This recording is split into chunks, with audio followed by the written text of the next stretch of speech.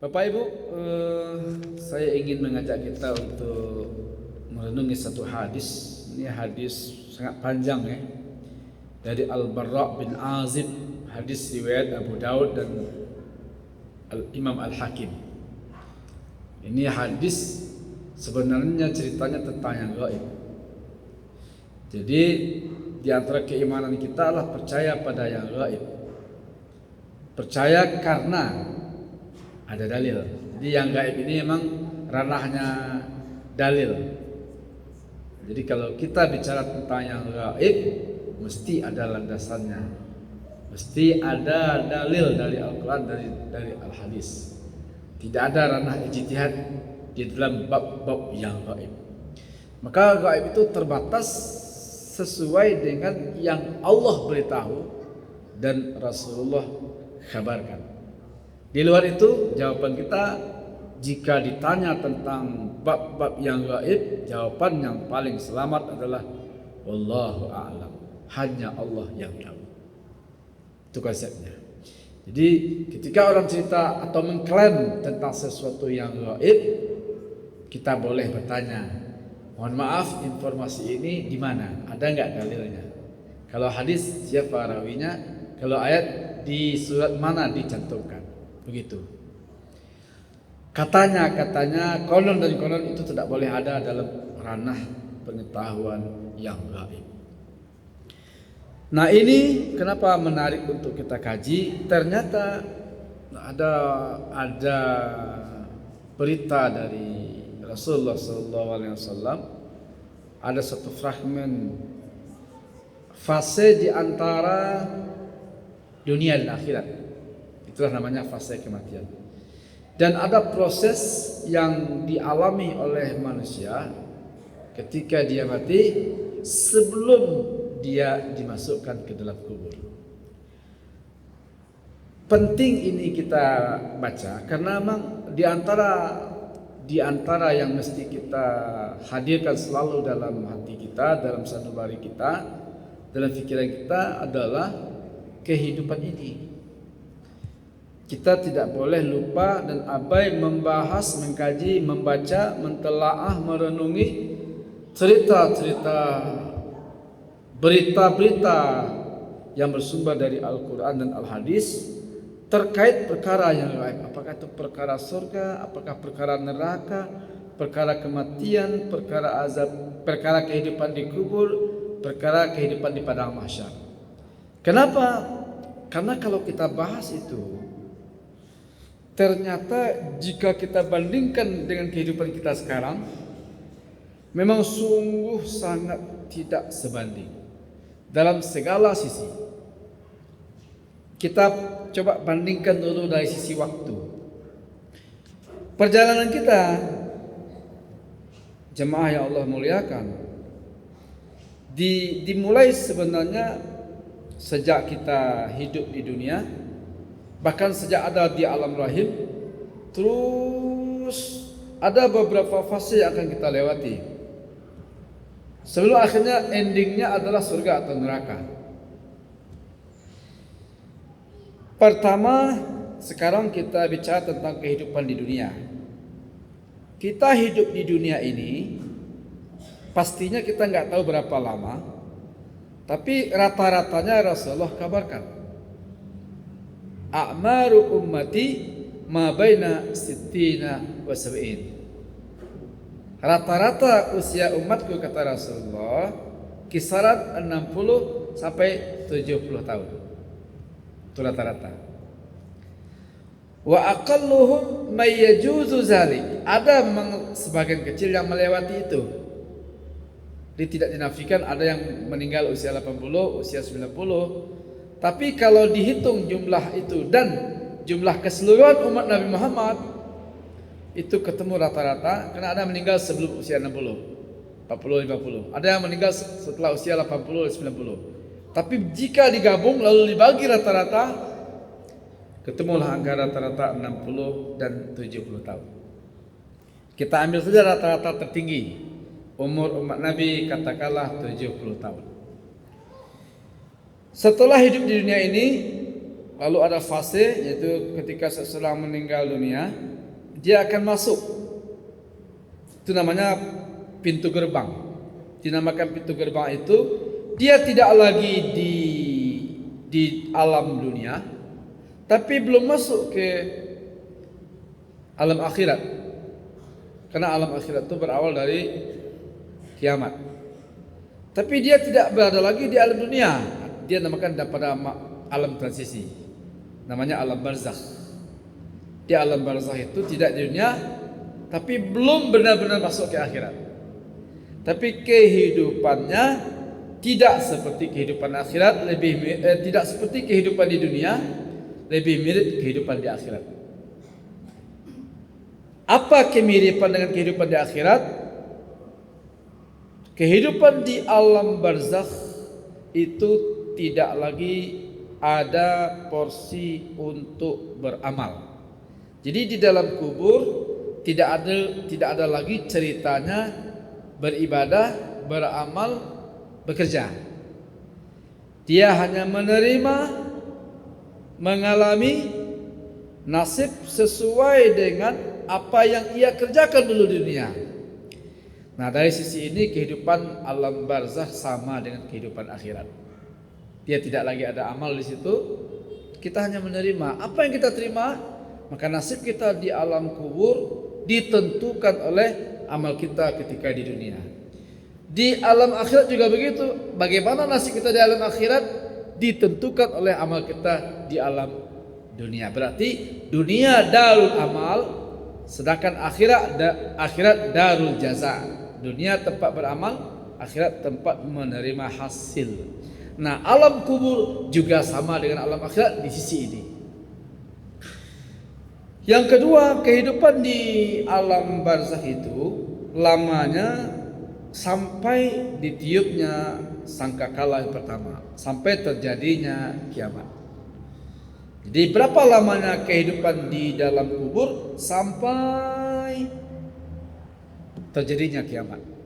Berarti kalau kiamat terjadinya ratusan atau ribuan tahun lagi, orang yang sudah masuk kubur hidup di dalam kubur selama itu. Ada yang sudah masuk ke kubur ribuan tahun sampai hari ini masih belum kiamat, berarti dia masih hidup di alam itu. Nanti kita akan bahas pada bab ini. Tapi kita masuk sebelum itu. Berarti perpindahan dari alam dunia ke alam akhirat melewati semacam fase namanya alam barzakh. Barzakh itu dinamakan dinding. Maksudnya apa? Begitu seseorang masuk ke alam barzakh, dia langsung terdinding dari dunia. Maka akidah kita menyatakan cerita-cerita orang yang sudah mati lalu kembali ke dunia, dalam akidah kita itu tertolak, tidak diterima.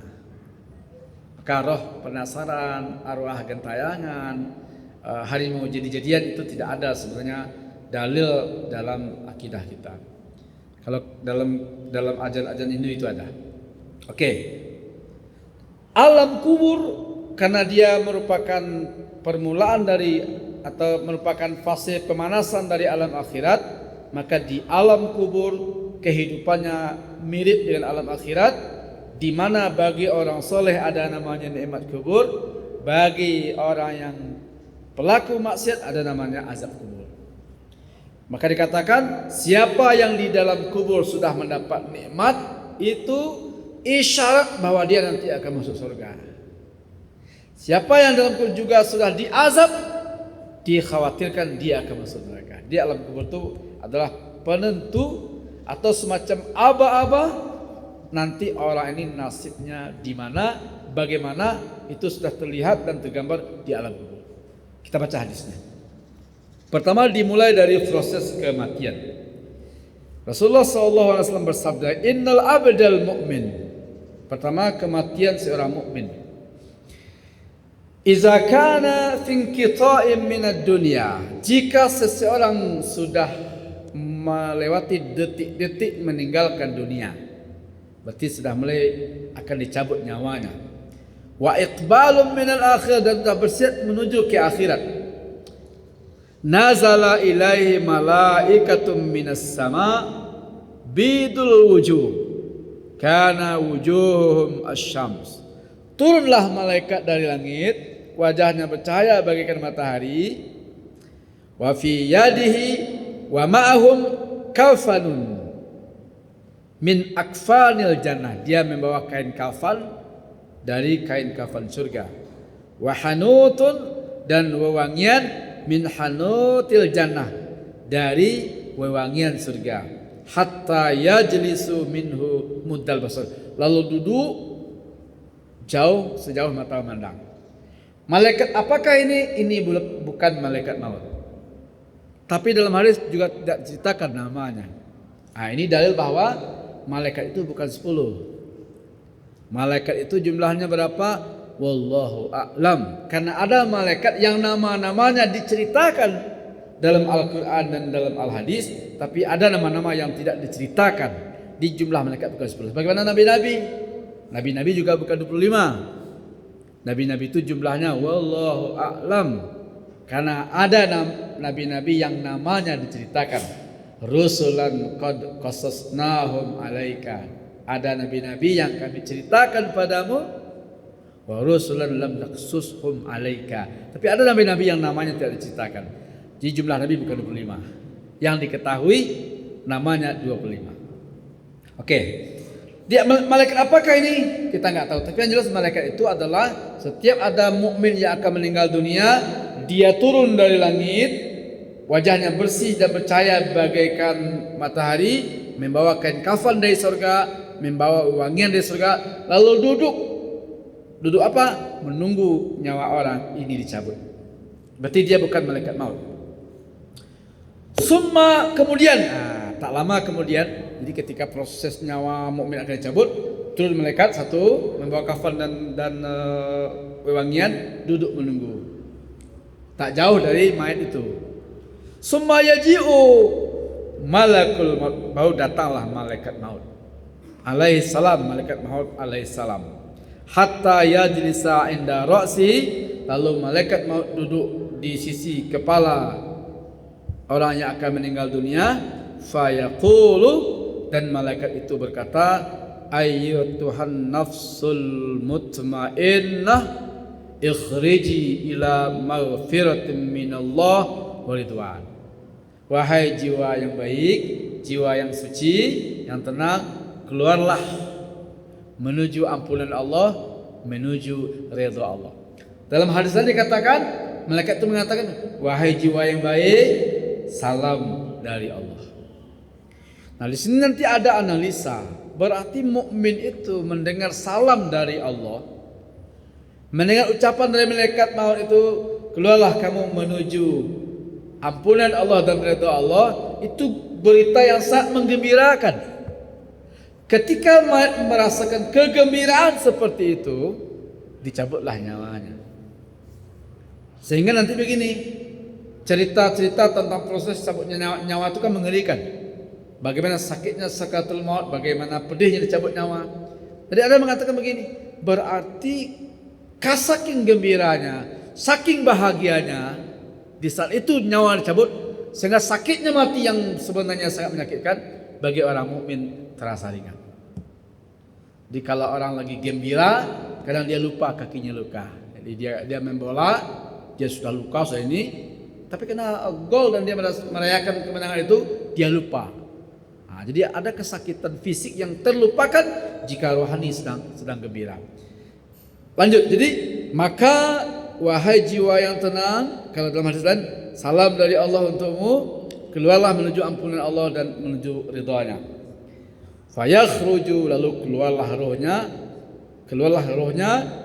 Kemudian setelah keluar roh itu, hatta iza kharajat ruhuhu shalla alaihi kullu malakin bainas sama'i wal ardh.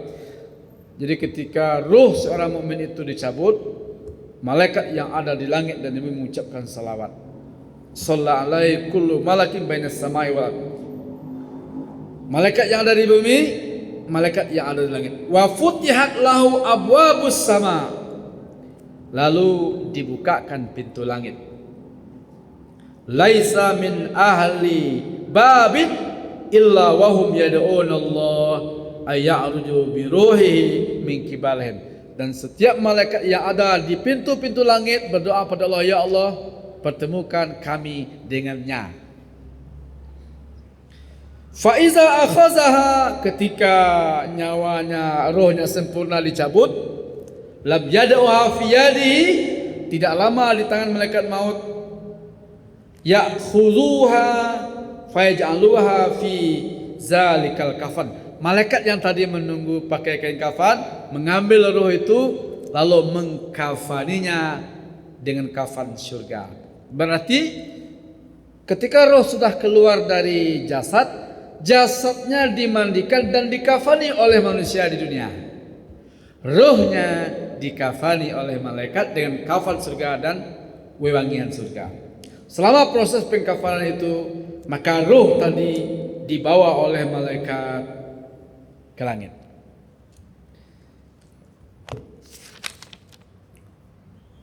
Fayas'uduna, so'ada yas'udu, naiklah malaikat tadi membawa ruh itu ke langit.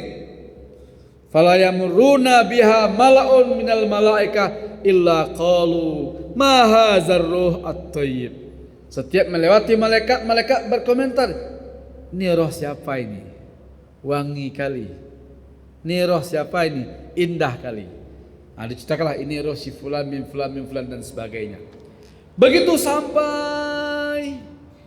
sampai ke langit dunia. Kalau langit dunia itu namanya langit pertama. Sampai di sana, yang tahu biha ila sama'id dunya fayastaftihuna lahu. Lalu apa kata malaikat yang membawa tadi? Tolong bukakan pintu langit.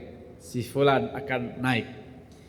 Dibukakanlah pintu langit. Setiap pintu langit dibuka, malaikat menyambutnya dengan gembira, dengan selawat sampai ke langit yang ketujuh. Begitu. Fayaqulullah azza wa jalla, sampai di langit yang ketujuh, Allah berfirman, uktubu kitab abdi fil illiyin. Tulis nama hambaku di kitab illiyin. Nah, itulah yang dikatakan dalam Al-Quran, inna kitabal abrara lafi illiyin. Orang-orang baik nanti ditulis namanya di illiyin, ditulis sebagai penduduk surga, tulis namanya di illiyin. Lalu setelah ditulis namanya itu, aiduhu ilal ard, kembalikan ke bumi. Baru ruh tadi dibawa lagi turun sampai ke bumi, dan ketika itu jasad sudah dikuburkan, ruh dimasukkan ke dalam jasad. Jadi selama proses pemandian semacam itu, ruh dibawa ke langit sampai di atas, setelah ditulis namanya di illiyin, diturunkan lagi ke bumi, lalu dimasukkan ke dalam jasadnya yang ada di dalam kubur. Fayuraddu ilal ard, terus ruhnya dimasukkan ruhnya ke dalam jasad. Qala fa innahu yasma' khafqa ni'ali ashabihi, masih terdengar oleh, jadi setelah roh itu dimasukkan ke dalam jasad yang ada di kubur, masih terdengar bunyi sendal orang-orang yang menguburkan kembali ke rumahnya. Fayatihi malakan, datanglah dua malaikat dalam kubur ya. Lalu malaikat itu besar, perkasa, tegas. Lalu yajlisanihi fayaqulani, dua malaikat tadi mendudukkan jenazah tadi, tapi ingat ini bukan di dalam tanah ya, dia di alam kubur. Jadi jangan bayangkan gimana cara duduknya, kan tubuhnya dihimpit tanah. Dia ceritanya bukan kubur tuh bukan tanah itu, kubur tuh alam gaib. Sehingga orang yang dimakan oleh binatang buas pun dalam kubur juga rohnya, walaupun jasadnya sudah hancur kemana-mana. Dia didudukkan lalu ditanya, madinuk. Nah, malaikat yang menanya mayat dalam kubur yang berdua ini, pertanyaannya madinuk, apa agamamu?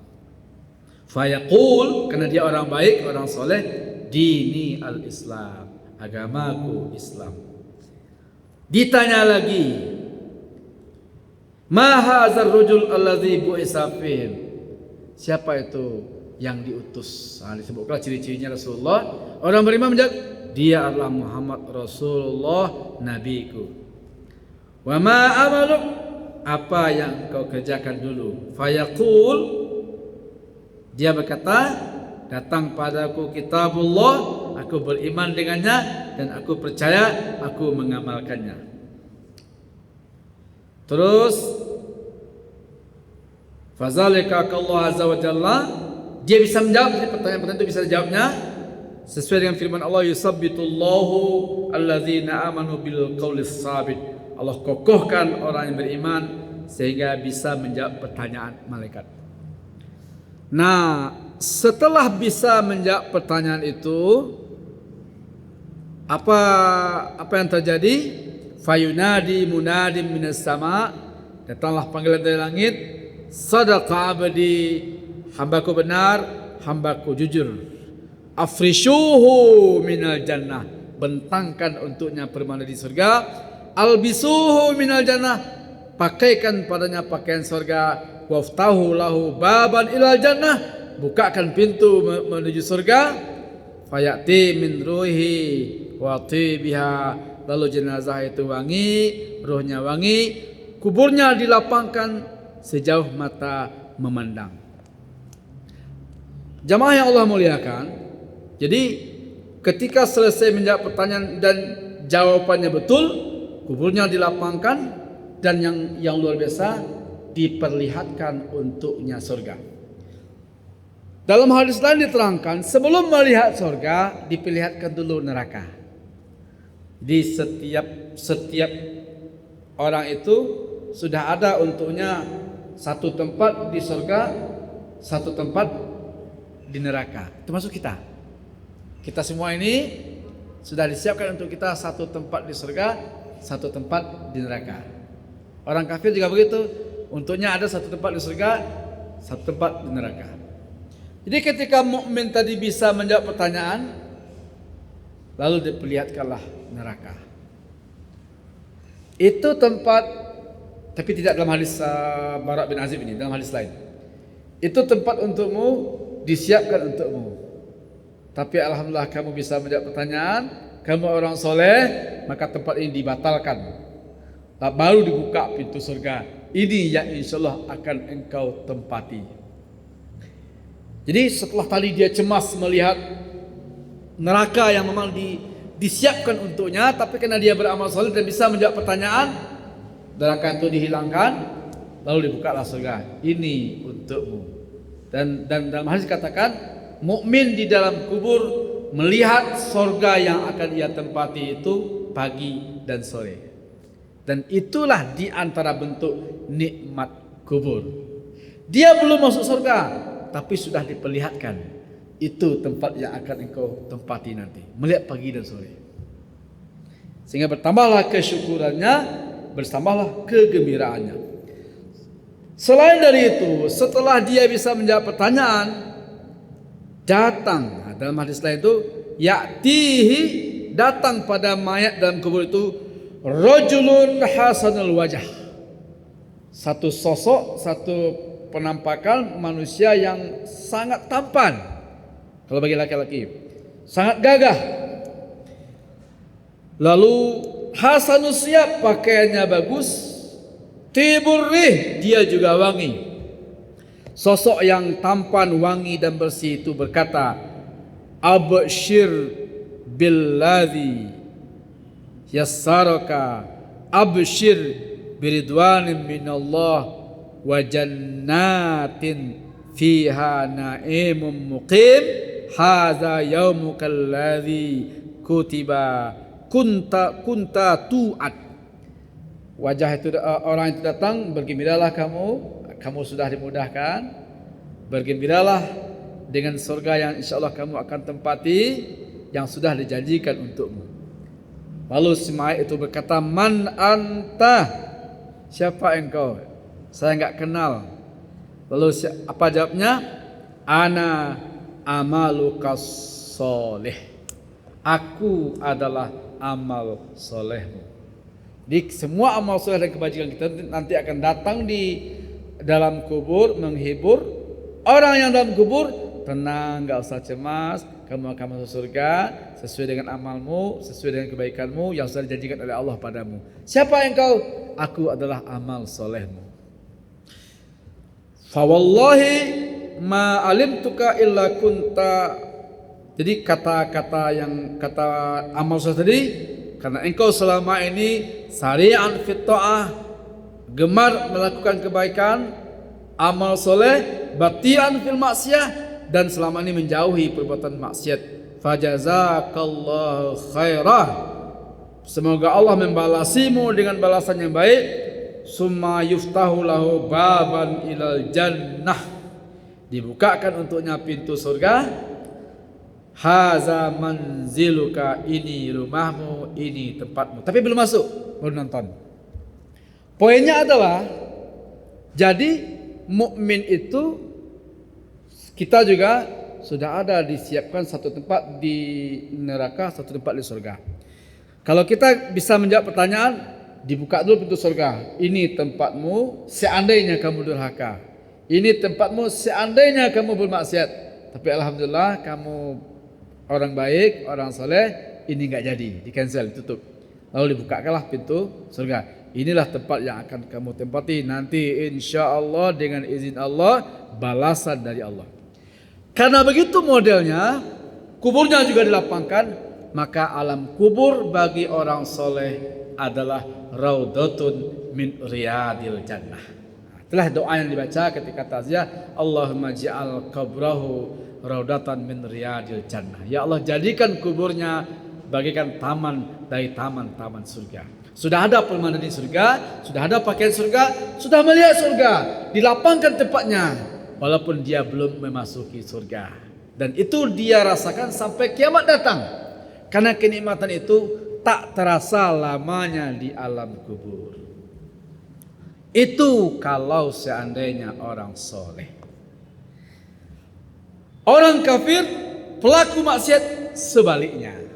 Prosesnya sama. Ketika nyawanya akan dicabut, turun pula dari langit satu sosok malaikat. Turun dari membawa kain kafan dari neraka yang kasar dan bau. Menunggu orang itu dicabut nyawanya. Lalu datanglah malaikat maut, mencabut nyawanya dengan kasar. Dan karena itu orang pelaku maksiat itu atau orang kafir itu berteriak yang seandainya teriakannya didengar oleh jin dan manusia, semua jin dan manusia akan mati ketakutan. Tapi jin dan manusia enggak mendengar. Yang diizinkan untuk mendengar teriakannya adalah binatang. Jadi kalau tiba-tiba anjing menggonggong, tiba-tiba binatang kita kaget, ketakutan, meringkik segala macam, kemungkinan di antara penyebabnya dia mendengar teriakan orang yang kesakitan karena dicabut nyawanya atau diazab di dalam kubur. Dan ketika ditarik dengan keras, dengan kasar, benar-benar kesakitan yang luar biasa, puncak ke penderitaan yang sangat dahsyat. Selesai dicabut, nyawanya diambil oleh malaikat tadi, dikafani dengan kafan yang jelek dari neraka dan juga bau. Semua malaikat yang ada di bumi dan di langit mengutuknya, menyumpahinya. Lalu dibawa pula ke atas, ke langit, sampai di langit pertama minta izin untuk masuk, tidak dibukakan. La tufattahu lahum abwabus sama wala yadkhulunal jannata hatta yalijal jamalu fi sammil khiyat. Sudah apa itu ya? Sungguhnya orang kafir, sungguhnya orang mendustakan ayat kami, tidak akan dibukakan untuknya pintu langit dan dia tidak akan masuk surga sebelum unta masuk ke lubang penjahit. Saya lupa surah Al-A'raf atau surah apa. Intinya dia tidak masuk, tidak sampai naik ke langit pertama, apalagi sampai ke langit ketujuh. Allah perintahkan, campakkan dia, dikembalikan ke bumi, jadi nggak jadi sampai ya. Lalu tulis namanya di sijjin. Nah, ini dalam Al-Quran sambungan ayat tadi, inna kitabal fujjar lafi sijjin. Nanti di dalam kubur, ketika dimasukkan rohnya ke dalam jasadnya dalam kubur, Belum jauh orang meninggalkan kuburan, datang juga dua malaikat menanyainya. Pertanyaannya sama. Kalau dalam hadis ini redaksi pertanyaannya, apa agamamu? Juga tentang Nabi dan tentang amalan. Dalam hadis lain, pertanyaannya apa kiblatmu? Apa imammu? Nah, intinya pertanyaan sekitar itu, sekitar 5 buah pertanyaan. Pertanyaannya sederhana, jawabannya pun udah bocor. Tetapi tidak semua orang bisa menjawab. Kalau itu kan murah, siapa Tuhanmu? Tuhanku Allah. Siapa nabimu? Nabi Muhammad. Siapa imammu? Imamku Quran. Apa agamamu? Agama Islam. 5 pertanyaan lah bocor kali mau jawabannya. Tapi di dalam kubur yang menjawab itu bukan hafalan. Karena saking dahsyatnya kubur, kita nggak ingat apa-apa. Yang membantu kita adalah amalan. Nah, ketika pertanyaan itu, pelaku maksiat dan orang kafir itu lidahnya keluh, nggak bisa jawab. Dia mungkin rasa-rasa ingat tapi nggak bisa mengungkapkannya. Akhirnya karena nggak bisa jawab, dia dipukul oleh malaikat yang menanya dalam kubur tadi. Dia berteriak dengan teriakan yang kalau didengar oleh jin dan manusia pasti mereka akan beriman. Setelah nggak bisa menjawab pertanyaan itu, ditampakkanlah untuknya surga. Ini kapling atau ini disiapkan untukmu seandainya engkau beriman, seandainya engkau beramal soleh. Tapi sayangnya engkau bermaksiat, membangkang pada Allah, ditutup surga, dibukakan yang kedua. Ini tempat yang akan engkau tempati, diperlihatkanlah neraka dengan segala macam penderitaannya, dan itu dikatakan pagi dan sore. Jadi melihat neraka pagi dan sore itulah di antara bentuk azab kubur. Sebelum kita tutup, terus surga yang tadi disiapkan untuk orang kafir karena dia masuk neraka, berarti kan nganggur ya. Para ulama mengatakan surga ini diwariskan pada orang beriman. Jadi nanti ada namanya surga warisan. Di setiap mukmin itu mendapatkan 2. Satu adalah surga buah dari amalannya, perbuatan baiknya, dan satu surga warisan dari orang kafir. Orang kafir yang enggak jadi masuk surga, maka surganya diwariskan kepada orang yang beriman. Nah, jamaah yang Allah muliakan, tentu kita berharap di momen kritis ini kita termasuk yang pertama. Mudah mati kita, diucapkan salam oleh Allah, didoakan oleh malaikat, selawat pada kita malaikat langit dan bumi, lalu dibawa ke langit sampai ke langit ke-7, ditulis nama kita di Illiyin, lalu dimasukkan ke dalam jasad dalam kubur, ditanya oleh malaikat, kita bisa menjawab pertanyaan, lalu karenanya kubur kita dilapangkan, kita dipakaikan pakaian surga, dan diperlihatkan untuk kita surga pagi dan sore. Yang karena itu alam kubur yang sejatinya menakutkan, mengerikan, lama dan dahsyat, tapi bagi orang baik tidak terasa karena dia sudah merasakan nikmat kubur. Sebaliknya pelaku maksiat yang membangkang pada Allah, kubur adalah hufratan min hufarin nira, satu lubang atau lembah dari lembah-lembah neraka. Dia belum masuk neraka, tapi dia sudah merasakan azab bagaikan neraka. Kuburnya kalau mukmin dilapangkan, maka orang tadi disempitkan sehingga berhancurlah tulang belulangnya. Kalau mukmin nanti datang kepadanya sosok yang tampan, wangi dan baik menghiburnya, maka orang kafir pelaku maksiat datang pula padanya sosok yang buruk, busuk, menakut-nakutinya. Lalu orang itu berkata, siapa engkau? Saya tidak kenal dengan engkau. Aku adalah amal burukmu, dosamu, maksiatmu. Dan kemudian dia takut rasakan azab, rasakan akibat kedurhakaan dan seterusnya sebagainya. Sehingga orang itu di dalam kubur menderita, melihat neraka menderita, dihimpit oleh kubur menderita, dicambuk juga menderita. Dan itu dia rasakan sampai kiamat. Dan dia akan rasakan lagi nanti dalam neraka setelah kiamat, na'udzubillahi min zalik. Bapak dan jamaah semuanya, semoga kita diselamatkan oleh Allah dari huru-hara kubur, huru-hara pada mahsyar, dan itulah yang dimaksud dengan Allahumma inna na'udzubika min fitnatil qabri. Ya Allah, jauhkan kami, lindungi kami dari fitnah kubur. Allahumma inna na'udzubika min azabil qabri, jauhkan kami dari azab kubur. Wa min azabi jahannam, dari azab neraka jahanam. Dan doa perlindungan itu Bapak-bapak dianjurkan untuk kita baca sebelum kita salam, sesudah membaca selawat Nabi. Jadi selesai selawat Nabi jangan langsung salam, baca dulu doa berlindung dari 4 hal. Pertama, Allahumma inni a'udzubika min azabil qabr, ya Allah lindungi aku dari azab kubur. Yang kedua, Allahumma inni a'udzubika min azabi jahannam, ya Allah lindungi aku dari azab jahannam.